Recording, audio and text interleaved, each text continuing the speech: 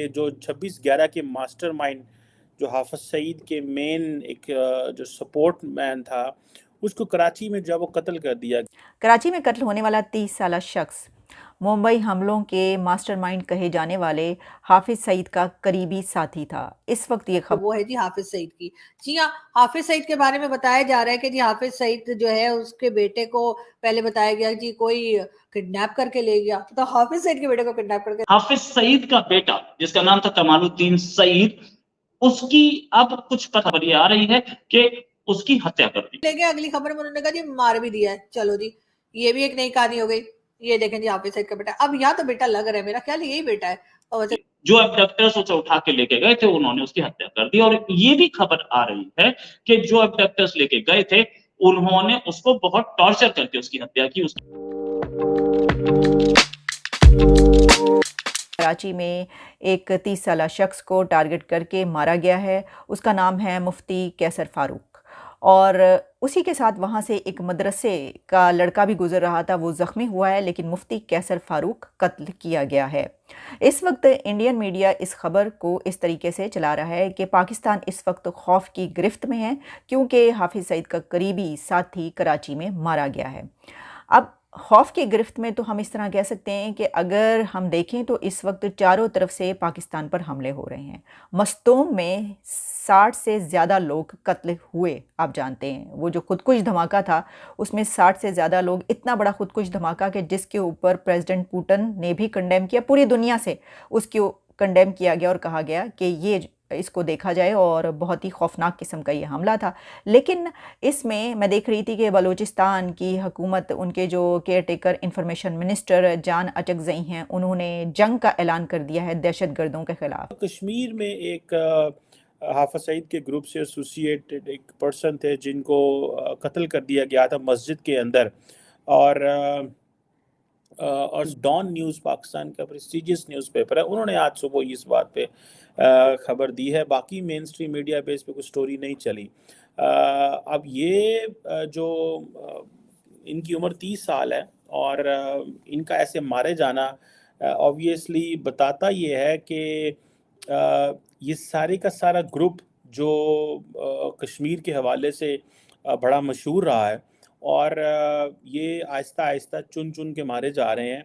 और मुझे नहीं पता इस हवाले से हमारी जो रियासत है, स्टेट की इंस्टीट्यूशन हैं, उनकी क्या पॉलिसीज़ हैं, इस पे क्या बात हो रही है, क्या ये वाकई एक ऐसा ग्रुप, ऐसे लोग हैं जिनको अगर मारा जा रहा है। हैं उन्होंने कहा जी कि पाकिस्तान में जो रॉ है वो इन्वॉल्व है। और दरअसल नॉर्मली तो हम रॉ जो है इंडिया की जो रिसर्च एंड एनालिसिस विंग है उसका तो इमीडिएटली नाम लेते हैं, लेकिन कुछ अरसे से हमने नाम लेना उसका हमारी लीडरशिप ने छोड़ा हुआ था। उसकी वजह ये है कि कई लोग, एक मुझे याद है शाहिद हकान अब्बासी हमारे साबिक वज़ीर आज़म हुआ करते थे, तो वो कहते थे कि ये तो कोई बात ना हुई कि जी रॉ इन्वॉल्व है, फ़लाँ मुल्क इन्वॉल्व है।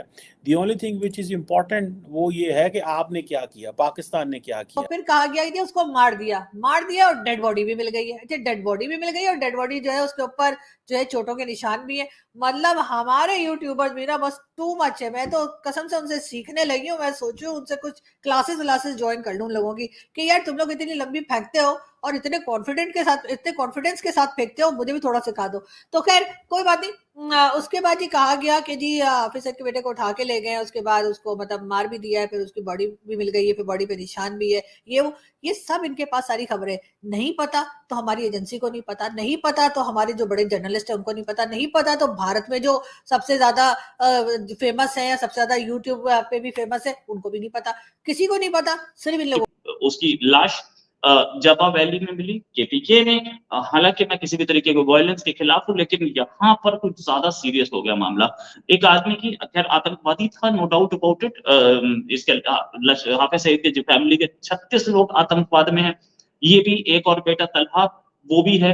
अच्छा, इस कमालुद्दीन को कोई आदमी मानने के लिए तैयार नहीं है कि ये हाफिज सईद का बेटा था। कमालुद्दीन के लिए सब इनकार कर रहे हैं, पाकिस्तान के चैनल सारे बोल रहे हैं कि हाफिज सईद को तो कोई बेटा ही नहीं कमालुद्दीन नाम का। कैसर फारूक कत्ल किया गया, जिसके बारे में कहा जा रहा है कि जनाब ये हाफिज सईद जो लश्कर-ए-तैयबा ग्रुप, जिसके बारे में कहा जाता है कि जो मुंबई हमले किए गए उसके मास्टरमाइंड उसको कत्ल किए जाने के पीछे ये रा की साजिश है। अब आपको पता है ना, हम तो मजाक में ये अक्सर लफ्ज़ इस्तेमाल किया करते हैं क्योंकि यहाँ पे तो ज़ुबान ज़द-ए-आम है ना पाकिस्तान में, यानी कोई कुत्ता भी ज़ख्मी हो जाए या कहीं पर कुछ हो जाए तो कहते हैं लो जी ये तो रा की साजिश है, उन्होंने आके कर दिया ये। तो अब आप ये देखिए कि इस वक्त अगर ये बात की जा रही है कि ये जो कत्ल हो रहे हैं, क्योंकि इससे पहले भी कई एक कत्ल ऐसे हुए हैं कि जैसे कि कश्मीर में जो कुछ ऐसे लोग एक्टिव थे जिनके बारे में कहा जाता था कि ये जिहादी ग्रुप्स के मेंबर हैं, उनके जब कत्ल हुए, कुछ आप जानते हैं उसके ऊपर हमने प्रोग्राम्स भी किए थे, तो उनके बारे में कहा जाने लगा कि ये किसने किया कत्ल, ये तो इन ग्रुप्स के लोग हैं, इनको कौन कत्ल कर सकता है। तो कहा गया कि ये तो भाई कोई रा की साजिश है, यानी कि इंडियन एजेंसीज जो हैं वो पाकिस्तान के अंदर इन्वॉल्व हैं लोगों को कत्ल कराने। मियाँ वाली जो कि इमरान खान साहब पाकिस्तान के साबिक वज़ीर आज़म, उनका होम टाउन है, वहाँ पे भी एक चेक पोस्ट पे हमला हुआ है और जिसमें 2 लोग जो 2 टेररिस्ट हैं वो मारे गए हैं और पुलिस वालों ने बढ़ चढ़ के उस पे उनको कंट्रोल किया।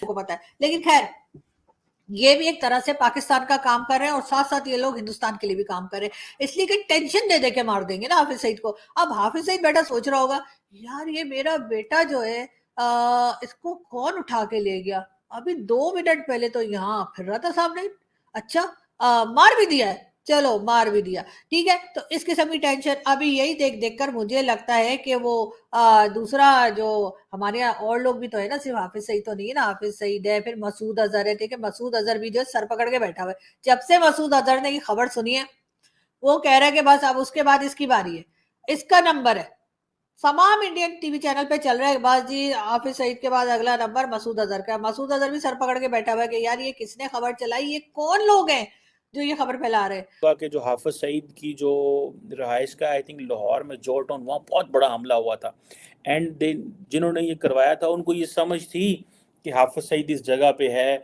और इधर जाने के लिए आपको क्या करना होगा, आपको एक गाड़ी चाहिए, आपको बारूद से भरा हुआ गाड़ी चाहिए और उससे जो जिस बंदे तक पहुंचना है उसके घर के इतनी दूर ये गाड़ी खड़ी होगी और वो गाड़ी में बारूद फटेगा तो हो सकता है वो बंदा भी मारा जाए, इर्द गिर्द तो जो तबाही होगी वो होगी। तो उस वक्त भी हुकूमत पाकिस्तान ने ये कहा था कि इसके इंडिया से आर्मी चीफ की तरफ से भी कहा गया कि जो दहशतगर्द और उनके फैसिलिटेटर्स हैं वो इन हमलों के पीछे हैं, जो 12 रबीउल अव्वल को हमला हुआ, और जो दुश्मन है वो पाकिस्तान के ख़िलाफ़ जो है वो मुतहरिक हो चुका है। इन हमलों के पीछे मास्टरमाइंड है जो कि पाकिस्तान को डिस्टेबलाइज़ करना चाहता है। मुल्क तो पहले ही डिस्टेबलाइज़ हो चुका है और सिर्फ दुश्मनों की वजह से या इन हमलों के बिना पर ही नहीं, बल्कि जो मुल्क के अंदर एक इंतशार है, जो सियासी इंतशार है, जो इकनॉमिक सिचुएशन है, ये सब मिलकर सिचुएशन तो यही है। उसको उठा के इंडिया लाने का कोई तरीका नहीं था अपने हाथ में, हम उसको उठा के फिरौती नहीं मांगना चाहते थे और उठा के मारना ही हमारा मकसद था, तो सीधे क्यों नहीं मारा। ये टीटीपी का स्टाइल लग रहा है क्योंकि टीटीपी उस एरिया में एक्टिव है, हालांकि बीएलए भी ये काम करती है, बलूच लिबरेशन आर्मी जो कि फ्रीडम फाइटर्स हैं बलूचिस्तान के, वो भी ये काम करते हैं, लेकिन ये काम टीटीपी का ज्यादा क्यों लग रहा है, क्योंकि ये टीटीपी के स्ट्रॉन्ग होल्ड से काम हुआ है और जहां पर मिली है लाश उस एरिया को तो बिल्कुल टीटीपी का स्ट्रॉन्ग होल्ड बोलते हैं, जपा वैली जो है।